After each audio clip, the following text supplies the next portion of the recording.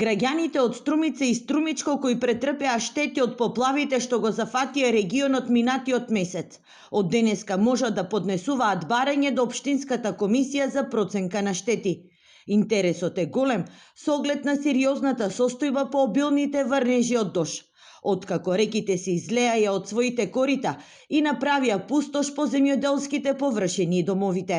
Граѓаните веќе пројавуваат интерес за првично да се информираат во однос на документацијата, бидејќи еден од условите е комплетна документација.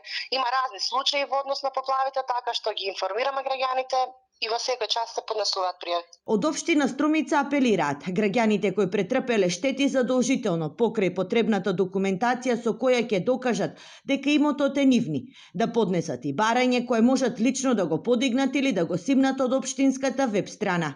Документите можат да ги доставуваат најдоцна до 10 февруари, пошто комисијата ќе излезе на терен за да изврши увид.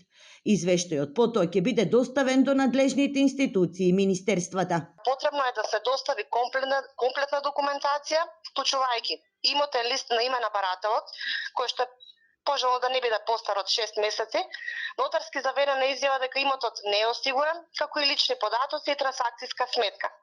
Оштетениот имот при тоа мора да биде евидентиран во имотен лист, а во спротивно барањето нема да биде разгледан. Обилните врнежи од дожд на 26 и 27 минатиот месец најголеми штети предизвикаа во селото Костурино, каде надојдената вода од река Тракања однесе 56 овци, една коза и 120 јагниња од бачилото на Никола Колев.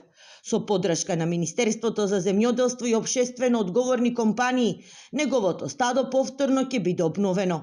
Поројните дождови направија пустоши по струмичките ниви и пластеници, а штети беа евидентирани и во селата Муртино и Сачево.